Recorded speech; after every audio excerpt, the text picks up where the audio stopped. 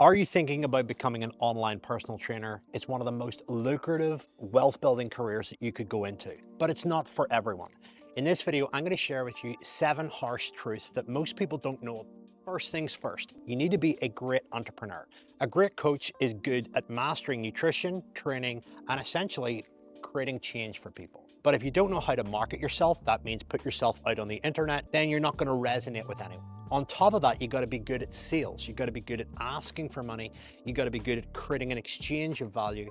And last but not least, you got to be great at delivering customer success and an experience that makes people want to stay, pay, and refer their best friends. That requires you to understand the 3 core areas of marketing, sales, and customer success. And eventually, when you get to a level where you're overworked, you're spread thin, that you get good at delegation. That means building the systems, building the team to take workload away from you. So before you commit to this journey, you absolutely must say to yourself, I've got to be a great coach and I've got to be a great entrepreneur. Repeat after me. I am a great coach and I am a great entrepreneur. Number 2, qualifications are not enough. Here's the thing. A lot of coaches like to hide away from learning and understanding business, and they love to just collect certification and accolades. Certification isn't going to make you wealthy. It isn't going to pay the bills. They don't teach you how to sell and handle objections. They don't teach you what is the best coaching app to use or how to build a small team and get graphic design off your plate, editing and design off your plate. Those are business skills. So please don't rest on your morals and say that you've got better qualifications than anybody else and assume that people are going to come to you. And that leads me to the 3rd lesson. Assumption and hope are not great business strategies. Assuming that you know the most, assuming that you are the best in your game is not enough. What actually makes you a really good coach and a really good business person, and ultimately somebody that makes the money, the impact, and freedom that they once dreamed of when they first decided to become an entrepreneur, is the fact that you're comfortable telling people why they should work with you. A large part of marketing is actually having the belief that you are the best thing out there in the marketplace and being confident with that. What you're trying to do with your marketing is address uncertainty in the market with the certainty in you and your process. That is your unique philosophy and approach to getting people into shape. So don't be afraid to humbly brag and let people know why they should work with you, what they can expect, the benefits, the outcomes, and most importantly, how they can get started. Number 4, take control. Being self-employed and running your own business is better than working for a gym. There will come a point where you outgrow the clients in the gym, you outgrow the leadership in the gym, and you want to expand. You were put on this planet to expand and grow. You weren't put on this planet to stay the best kept secret, to stay small and keep doing the same shit day in, day out. It's going to take risk, but guess what? No risk, no reward. Growing a business revolves around risk, but if you can educate yourself on how to build a business, as well as develop the qualifications and the personal growth to actually develop the courage to go out there and put your message out there in front of the world, it all starts with the first client. The very first client that you close in will validate your concept, and that's what you're looking for. So if you haven't got any clients right now, look for that first yes, first I'm interested in, and first exchange of money. That's what you need to understand, is that when somebody gives you money, they are technically giving you their energy. They are investing in you because they want a return. And it's your role and your job to create that return. The 5th lesson is to get very clear on what happens from when a customer joins you. So when you have the point of sale and they agree to work with you, what happens in the first 30 days is absolutely crucial in order to whether or not they win, whether or not they stay and work with you for a long period of time. And you'll realize in business, one of the biggest enemies to your coaching business is churn. That's when a client says, hey, I've learned enough now, I want to go my separate ways and try this myself. Or, hey, I'm not getting value anymore, I'm going to quit. Or they get caught up in their own head and say, this is too tough, I'm done, I'm out. Churn is the biggest enemy to making money and changing people's lives.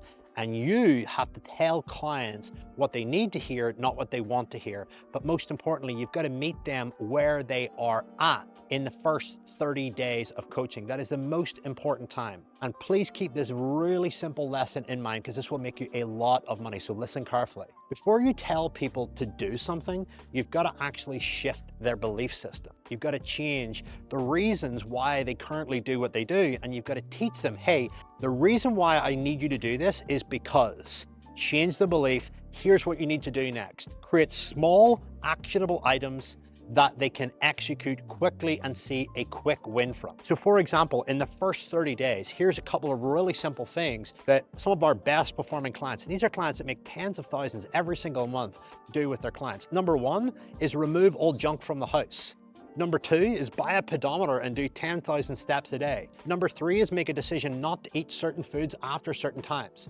Number four is to start getting 7 or 8 hours of sleep every single night and get off your screen time. Number five is to start drinking more water. There's 101 more ways to do this, but if you were even to do that, your clients are going to get leaner, they're going to feel better, they're going to lose the bloat, and ultimately, heck, they might even get compliments about their skin, the way they show up. And that is ultimately what you're looking for, micro wins over time that people can start to see and feel progress. Lesson number 6, you've got to teach your clients how to think. And the most important thing you've got to teach them how to think around is expectations.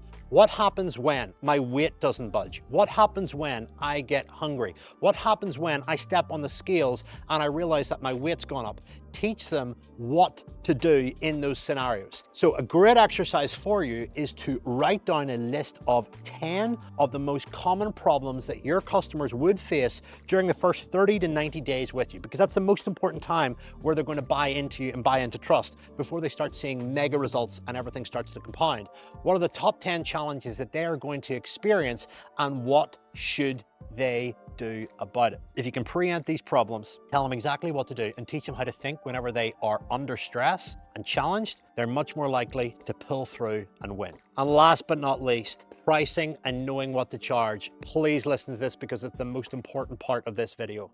When you first start out, your belief system is at rock bottom because you haven't any evidence of success with your clients. You haven't any evidence of financial success from your business. And the number one thing that you've got to trust in is your vision and your intentions to build the best thing possible. Whenever you trust in that, all you have to do is build the skills with coaching and build the skills with business.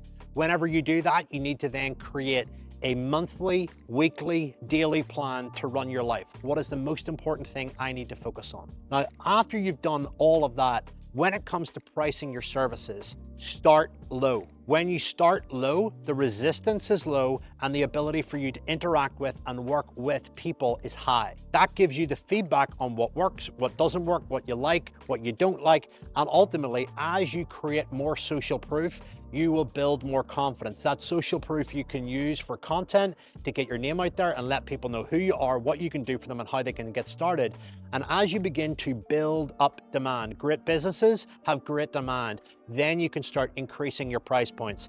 So this is the first thing that I want you to do. Set yourself a price point to work with you. And if you haven't watched any of my other videos, I really suggest that you subscribe to this channel and check out how to build your coaching business from scratch and how to price your services. There's a wealth of information and free content here that will grow your business. So make sure that you click up and check these videos. Get a price point dialed in, start low, start hearing yeses. And whenever you hit your first 10 to 20 clients, then increase the price point by 20% and get it up to a price point where your conversion, that is the amount of people that have a conversation with you about working with you versus those that convert versus those that don't convert, is at 55%. That is the sweet spot that you want to aim for.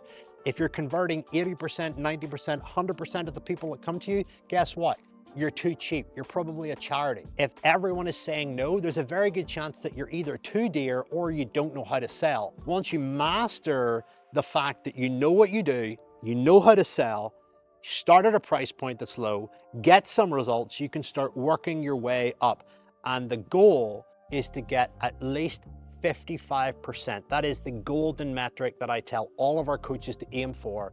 And that is a happy medium between charging a price point that is really worth your while and a price point that gets a committed client and ultimately allows you to create fair exchange between you and the client and allows you to make the money that you once dreamed of when you first decided to start this business. There's nothing better than being super excited about changing lives, getting paid good money to do it, and being able to do it every single day without feeling undervalued, underexchanged, and like you're not making enough. So I'd love to know what your biggest takeaway is. Check in the comments and check out this next video because it's going to really help you grow your coaching business. Lots of love.